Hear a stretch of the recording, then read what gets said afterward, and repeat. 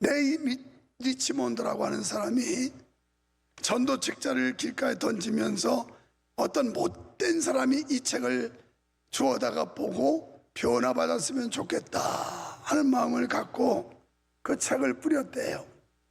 그런데 진짜 못된 사람이 그 책을 가지고 가서 감옥에 가면서 그걸 읽고 회심을 합니다. 그래서 그가 개종을 해서 수많은 기독교인들을 일깨웠고 수많은 불신자들을 감동을 줬던 유명한 저서 철로 역정이라고 하는 그 책의 저자 존 버년이라고 하는 유명한 인물이 바로 이거 보고 회심을 하고 개종한 거예요.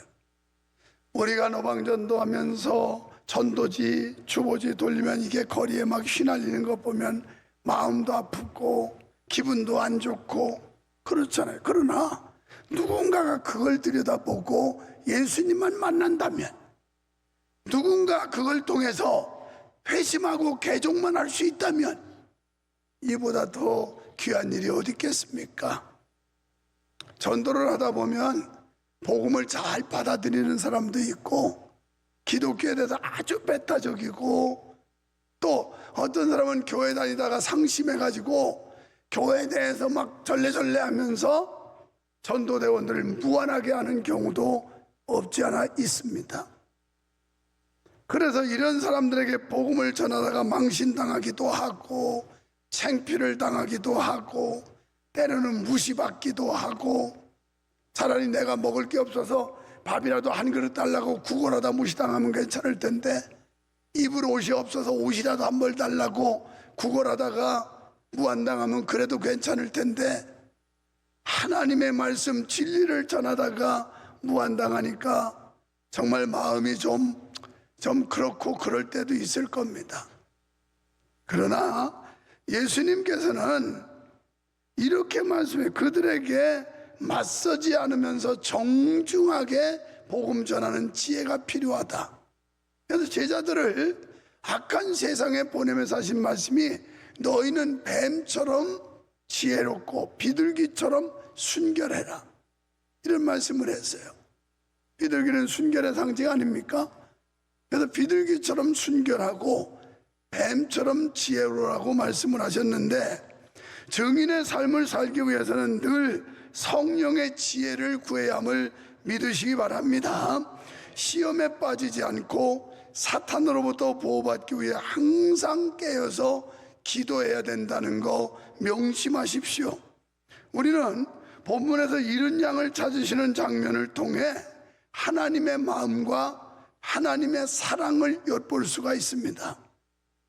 우리 안에 있는 양도 물론이지만 우리 밖에 길 잃어버린 한 마리의 양, 이 양 때문에 우리에 있는 양을 놔두고 길 잃은 한 마리의 양을 찾아 나서는 목자를 비유로 하면서 이게 곧 하나님의 마음이고 예수님의 마음이라는 걸 우리에게 가르쳐주고 있는 겁니다.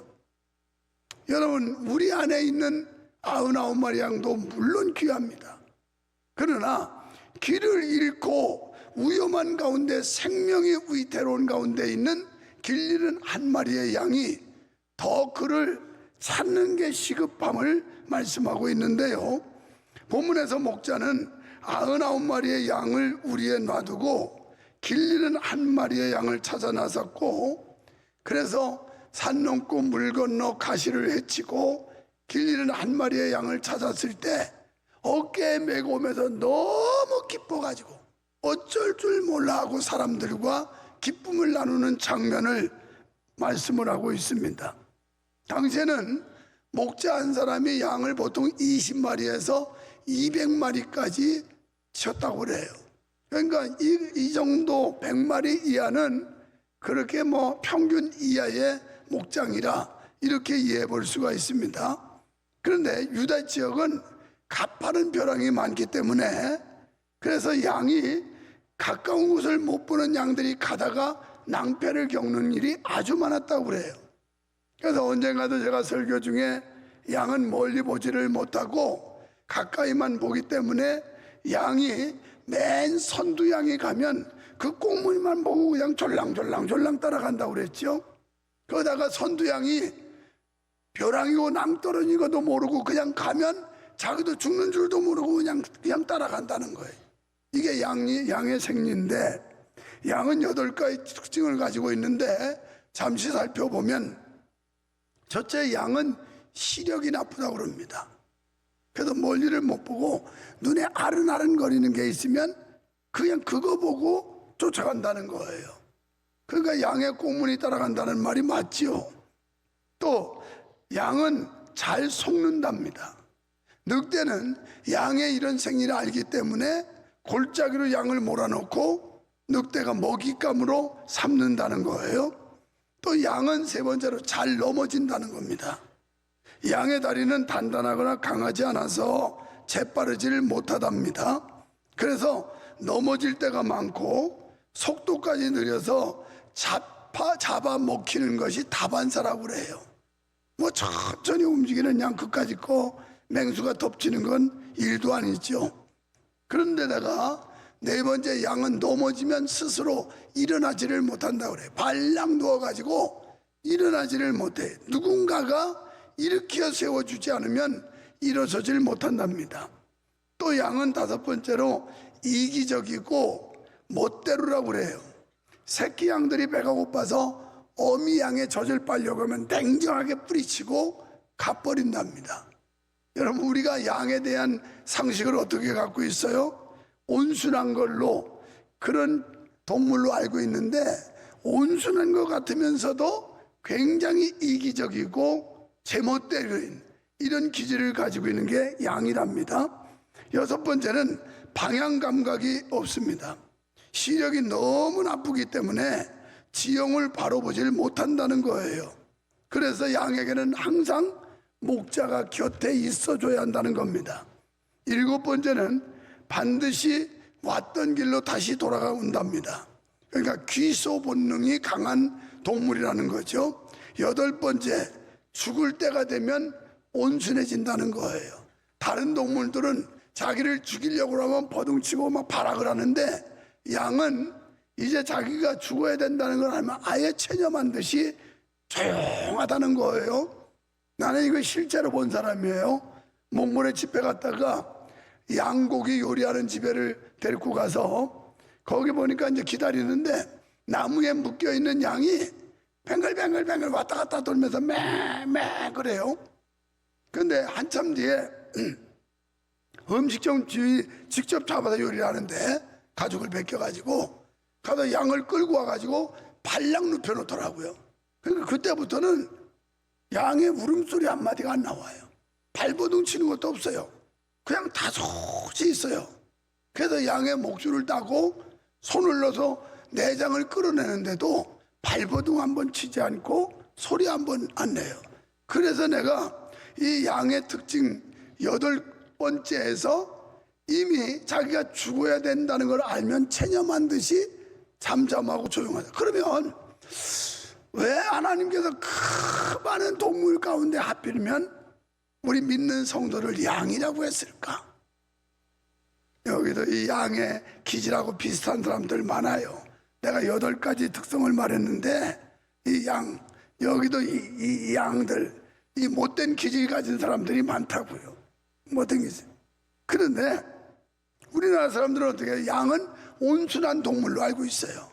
양에 대해서. 그런데 우리와 달리 중동에서는 이 양을 아주 못된 짐승으로 이렇게 취급한다고 그래요. 어떻게? 생각이 모자란 놈, 고집이 센 놈, 남의 말에 귀를 기울일 줄 모르는 사람을 의미할 때, 그래서 중동에서 가장 심한 욕을 이 양 같은 놈 이렇게 얘기한대요. 그게 굉장히 나쁜 욕. 아니, 우리는 욕할 때 이 개 같은 놈 이러잖아요. 그런데 중동 사람들은 나쁜 욕을 할 때 심한 욕이 이 양 같은 놈 이렇게 얘기한다. 이 양 같은 놈 아주 뭐, 이 속에 기질이 못 돼가지고, 그게 중동에 욕하는 그 심한 욕의 표현이랍니다. 그러나 양에게 발달된 게 하나 있는데 귀가 발달했다는 거예요. 귀. 그래서 우리는 이 양은 예수님께서 요한복음 10장 4절로 5절에서 양의 생리를 아시기 때문에 이렇게 말씀하죠. 자기 자기 양을 양을 다 내놓은 후에 앞서가면 양들이 그의 음성을 아는 고로 따라오되 타인의 음성은 알지 못하는 고로 타인을 따르지 아니하고 도리어 도망하느니라. 아멘. 여러분, 양이 목자의 음성을 들어야 된다는 거예요. 우리 하나님의 양인 성도가 목자이신 예수 그리스도의 말씀을 들어야 하고 하나님의 말씀을 들을 줄 아는 그 귀가 열려야 된다는 겁니다. 그래서 다른 음성을 잘못 들으면 안 된다는 거예요. 이 양은 귀가 발달해서 다른 사람의 음성을 듣지 않는다. 그런데 우리는 반대야. 사탄 마귀 귀신의 소리는 귀담아 들어. 또 불평불만하고 나를 유혹하는 사람 이런 얘기는 귀담아 들어. 그런데 하나님의 말씀, 진리, 성령의 음성은 귀담아 들으려 하지 않아. 얼마나 기질이 못됐는지 몰라요. 여기 있는 사람들 말고 안 나온 사람들 중에서 말이에요. 그래서 오늘 본문 말씀은 죄인된 우리를 구원하시려고 이 세상에 오셔서 십자가를 지시고 대속주가 되어주신 예수님을 말씀하고 있는 겁니다. 여기 깊은 뜻은 오늘 여기 아동부 선생님들이 일부 예배 때 특송한 걸 동영상을 띄워줬어요. 뉴스 다음에. 그건 원래 계획이 없던 겁니다. 그런데 아기 예수가 이 땅에 오시면 왜 오시느냐? 말씀에 예언된 대로 오시고 우리를 구원하시려고 오시고 우리에게 죄사함을 주시려고 오시고 영생을 주시려 오신다는 그런 소리라서, 그래서 저 동영상을 여러분 같이 은혜 나누자고 띄웠던 거예요. 우리를 구원하러 오신 예수님은 아직도 주님의 품을 떠난 자들, 이런 자들을 찾고 계신다는 겁니다. 이 시대에 길리는 한 마리의 양이 누굴까요? 교회를 떠난 자, 아직도 구원의 우리에 들어오지 못한 자, 교회를 다니기는 다니지만 구원의 우리에 완전히 들어오지 못한 사람, 믿다가 낙심한 자, 여러 가지 이유로 교회를 멀리하고 방황하는 그들을 그냥 내버려 둔다면 이와 맹수의 밥이 되버리고 만다는 거예요. 사탄의 밥이 되고 만다는 거예요. 그러므로 우리는 목자이신 예수님의 심정으로 찾아 나서야 할 줄로 믿습니다. 목자이신 예수님은 양이 스스로 찾아오기를 기다리셨나요? 아니에요. 양이 스스로 그 희귀 본능 가지고 돌아올 때를 기다린 게 아니라 찾아 나서셨어요. 길리는 한 마리의 양을 양이 목자에게 찾아온 게 아니라 목자가 양을 찾으러 나갔다고요. 이따가 구원에 우리 밖에 나간 이탈한 자녀도 있을 거고 부모 형제도 있을 거고 친구도 있을 거고 이웃도 있을 거고 믿다가 낙심해서 이 구원에 우리를 벗어난 이런 사람들이 많이 있을 겁니다. 전도자들의 말을 들어보면 믿다가 낙심한 사람들이 그렇게 많다고 그래요. 과거에는 교회를 다녔었는데 어떤 연유로, 예를 들어서 성도들 간의 마찰 때문에, 갈등 때문에 교회를 쉬는 사람, 사람 때문에 실망해서 교회를 안 다니는 사람, 어떤 핍박 때문에 그만둔 사람, 이런 사람들이 그렇게 많다는 거예요. 그렇게 목자가 길리는 한 마리 양을 찾기 위해 샅샅이 찾은 것처럼 우리도 이번 전도 축제 기간에 주변을 샅샅이 뒤져야 됩니다. 샅샅이. 믿다가 낙심한 사람들, 우리를 이탈한 사람들이 얼마나 많겠어요. 샅샅이 뒤져야 돼요. 오늘 말씀 본문 뒤에 보면 드라크마 비유가 나오잖아요. 여인이 한 드라크마를 잃었을 때 그걸 찾기 위해서 불을 밝히고 온 집안을 샅샅이 뒤졌다, 이렇게 나오잖아요. 우리가 이번 전도 축제 기간에 모든 성도가 무관심에서 깨어나서 샅샅이 뒤져야 된다는 거예요. 샅샅이. 그래서 이런 양을 찾아야 할 줄 믿으시면 아멘.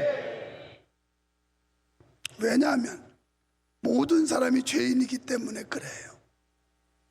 죄인은 심판받고 멸망에 이르기 때문에 그래요.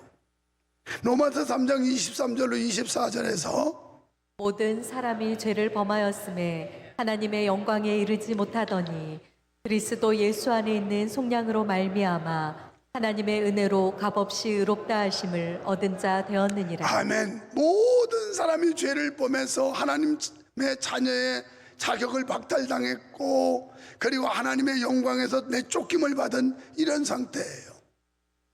그래서 죄인이 아닌 사람은 아무도 없어요. 다 죄인이에요. 뿐만 아니라 로마서 5장 12절에서 그러므로 한 사람으로 말미암아 죄가 세상에 들어오고 죄로 말미암아 사망에 들어왔나니 이와 같이 모든 사람이 죄를 지었으므로 사망이 모든 사람에게 이르렀느니라. 아멘. 아담 이후에 모든 인간들은 다 죄인이에요. 아담의 그 범죄한 그 죄를 전가받아서 우리는 원죄로 말미암아서 누구든지 심판받게 돼 있고 누구든지 지옥 갈 수밖에 없는 상태로 떨어진 겁니다. 여러분, 우리가 쏟는 정성과 시간에 비해서 얻는 것이 적다고 실망하지 마십시오. 전도 축제 우리가 수백 수천만을 쏟는데 얻은 게 뭐 있느냐? 내가 시간과 몸을 들여서 열심히 전도했는데 결실이 뭐 있느냐? 여러분, 이 일을 통해서 한 영혼이라도 건져냈다면 이건 수지 맞은 거예요. 수지 맞은 거예요. 우리가 그것 때문에 실망하거나 낙심할 이유가 없어요. 왜? 하나님이 어떻게 평가하시냐? 마태복음 16장 26절에 사람이 만일 온 천하를 얻고도 제 목숨을 잃으면 무엇이 유익하리요? 사람이 무엇을 주고 제 목숨과 바꾸겠느냐? 아멘. 여러분, 한 사람의 영혼은 천하보다도 귀하다는 거예요. 그런데 돈으로 환산이 되겠어요? 시간으로 계산이 되겠어요?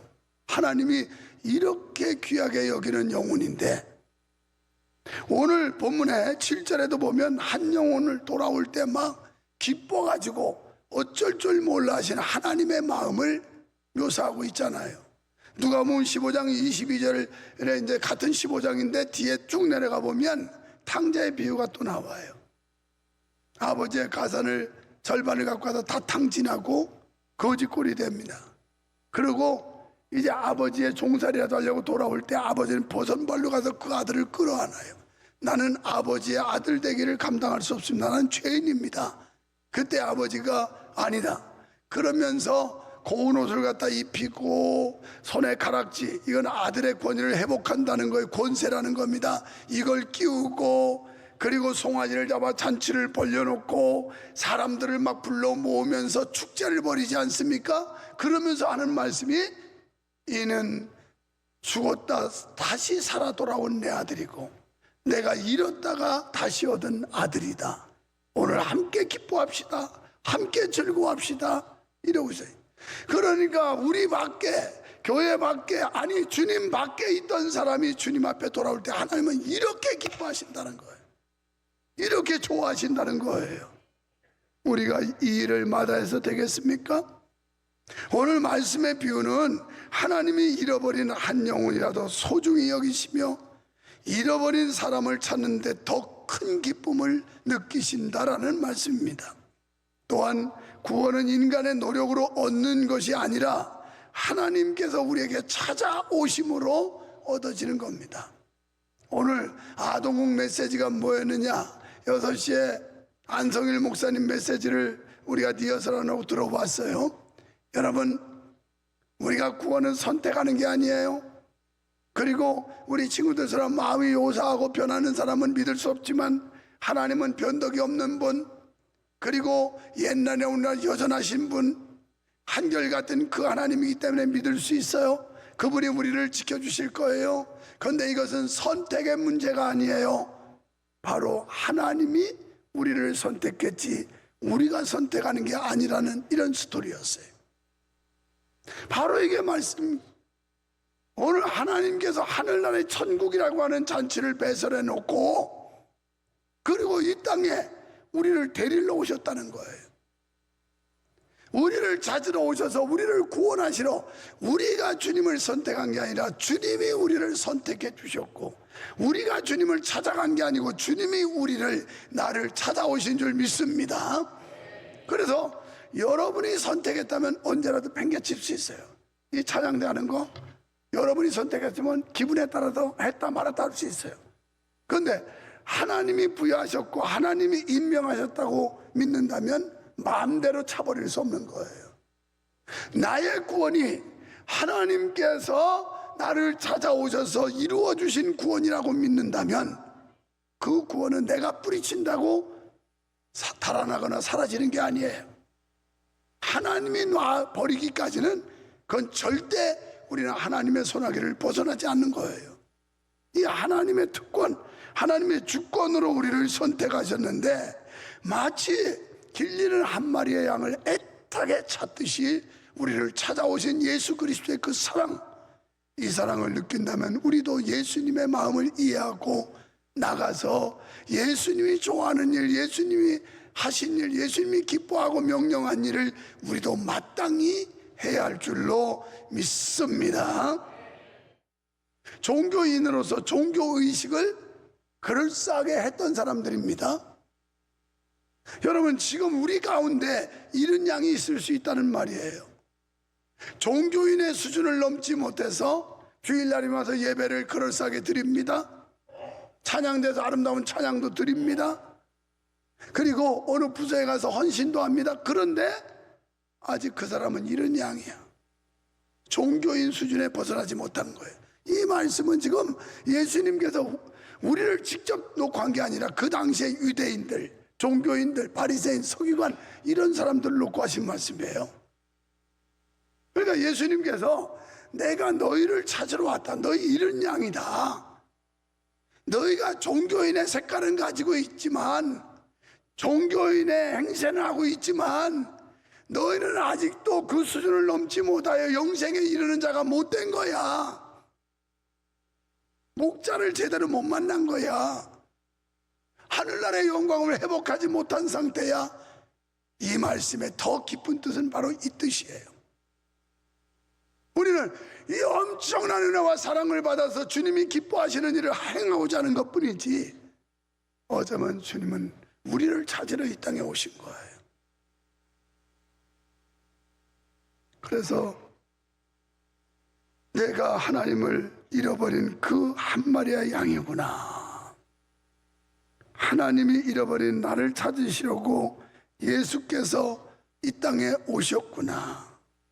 그것을 알아야 진정한 구원에 이르게 되는 줄 믿습니다. 그거 아직 모르면 아직 여러분은 종교인이에요. 교인이에요. 교인. 명성교회 적을 두고 왔다 갔다 하는 교인이에요. 교인 갖고는 천당 못 갑니다. 종교인은 절대 영광에 이르지 못합니다. 진정한 그리스도인으로서 우리의 목자이신 예수 그리스도를 만난 이런 경험, 이런 뜨거운 감정이 있어야 구원에 이르게 된다는 사실이에요. 요한복음 15장 16절에서 너희가 나를 택한 것이 아니요 내가 너희를 택하여 세웠나니 이는 너희로 가서 열매를 맺게 하고 또 너희 열매가 항상 있게 하여 내 이름으로 아버지께 무엇을 구하든지 다 받게 하려 함이라. 자, 저 말씀대로 너희가 나를 택한 게 아니야. 내가 너희를 택하여 세운 거야. 네가 하고 싶다고 찬양대 쓴 게 아니고 내가 너를 택해서 그 자리에 앉혀놓은 거야 라고 믿어야 이게 신앙심으로 하는 거지. 그처럼은 감정으로 하고 말아요. 그러면서 하나님께서 우리를 택하여 세우시면 열매를 맺게 하려고 했다 이렇게 말씀하잖아요. 열매. 여러분, 과원지기가 과목을 심고 열매를 기대하지 않는 과원지기가 있을까요? 열매를 구하기 위해서 나무를 심지 않습니까? 과목을. 마찬가지로 하나님께서 우리를 선택하여 구원하시고 세우신 것은 우리를 통해 열매를 맺게 하시려고. 뭐 다양한 열매가 있겠습니다만 그 중에 가장 귀한 열매가 영혼 구원하는 전도의 열매라는 거 믿으시면 아멘 합시다. 요한일서 4장 10절 사랑은 여기 있으니 우리가 하나님을 사랑한 것이 아니요 하나님이 우리를 사랑하사 우리 죄를 속하기 위하여 화목 제물로 그 아들을 보내셨습니다. 아멘. 우리가 하나님 사랑한 거 아니에요. 하나님이 우리를 사랑해 주셨어요. 내가 하나님을 사랑해서 하나님이 반사적으로 날 사랑해 준 게 아니라 하나님이 나를 사랑해 주셨고 나를 구원해 주셨기에 우리가 반사적인 기능으로 어떻게 하면 그분을 기쁘게 할까, 어떻게 하면 그분께 영광을 돌릴까를 고심하면서 지금 살아가는 믿음의 생활을 하고 있는 거예요. 내가 사랑한 게 아니고 하나님이 먼저 사랑하셨다. 날 사랑하시는 하나님의 이 엄청난 은혜와 사랑을 깊이 깨닫게 되기를 주님의 이름으로 축원합니다. 그리고 이 사랑을 또 다른 사람들에게 전해줄 수 있게 되기를 축원합니다.